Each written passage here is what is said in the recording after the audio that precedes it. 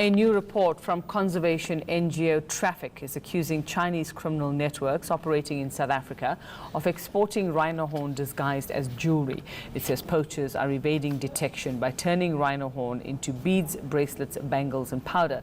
We're joined by Traffic's project leader Julian Rademeyer to tell us more about this morning. Julian, good morning. Good morning. Thanks for your time. What exactly are the new tactics being used? Well, I think this is a very worrying development. Certainly we've seen bracelets, beads and bangles being manufactured in places like Vietnam and China for some time and sold to consumers. But this is the first time that we've actually seen this happening in South Africa. And in the last several months, a number of police investigations have uncovered rhino horns, beads, bracelets and bangles being sold, various trinkets, and also a number of small workshops, home workshops. Suspects arrested have been primarily Chinese nationals linked to broader syndicates trafficking in rhino horn. Have you managed to establish where these workshops might be, where they're actually manufacturing? Does there seem to be a central point, a particular area? Is it all over the country? Well, we don't know the scale of this at this stage, and I think that's going to require further investigation. The idea of this report as a rapid assessment was to flag this as an area of concern. But certainly the cases that have been discovered have been in Johannesburg and on the East Rand of Johannesburg so far, also suggestions of Mozambique. So what exactly are they doing? Are they making these beads and bracelets? Is that the actual rhino horn, or is it contained inside that somewhere? No, it's made from the actual rhino horn. And what it points to is that there are a number of parallel markets for rhino horn in Asia. We've seen sales of rhino horn for its purported medicinal properties. We've seen in some cases, particularly in Vietnam, whole horns being bought up as a symbol of status, almost as a symbol of untouchability.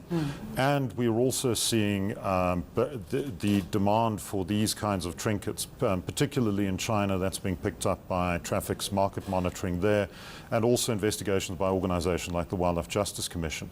And that suggests that there is a shift to a luxury product, that this is a new type of use, at least in the last few years. So you would assume that they would take it'll be sold overseas and then ground back into a powder, into whatever. No, what again, exactly are they doing with it? The demand over there is for the jewelry. So, and as lucky charms or something? Or as bracelets and yeah, I mean as decorative wear. So there's no indication at this stage that it's being turned into jewelry here and then ground up on that side. But what it does raise is the question of how easy it is for these items to be smuggled. Law enforcement agencies are looking for whole horns and chunks of horn.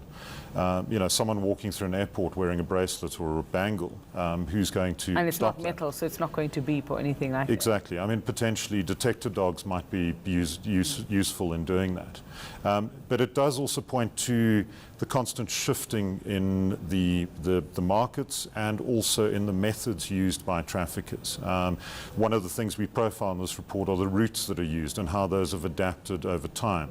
And the thing about these networks is that they're resilient, they're versatile. As new methods are detected, they adapt those methods, and they're generally a couple of steps ahead of law enforcement. And they are smart. Well, I suppose, Julian, what's been said for years is that the myth around rhino horn is something that has to be bust, if I were to put it that way. It's that it doesn't have the powers that people think it does in whatever country it's being used for. And that is probably where the biggest fight has to be launched and the biggest campaign. And how are we doing with that?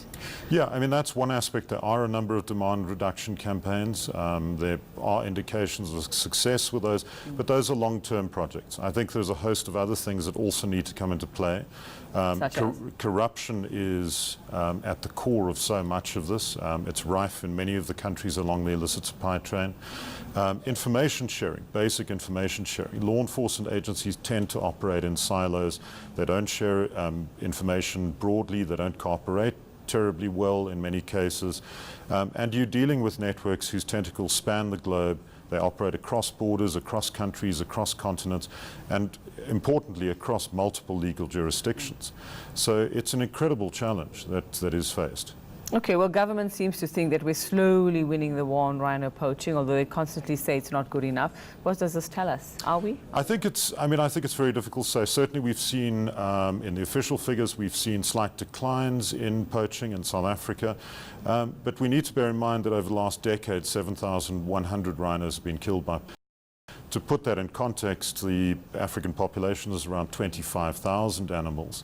And, you know, this year particularly will probably be over 1,000 rhinos. We've seen significant spikes, for instance, in KwaZulu-Natal.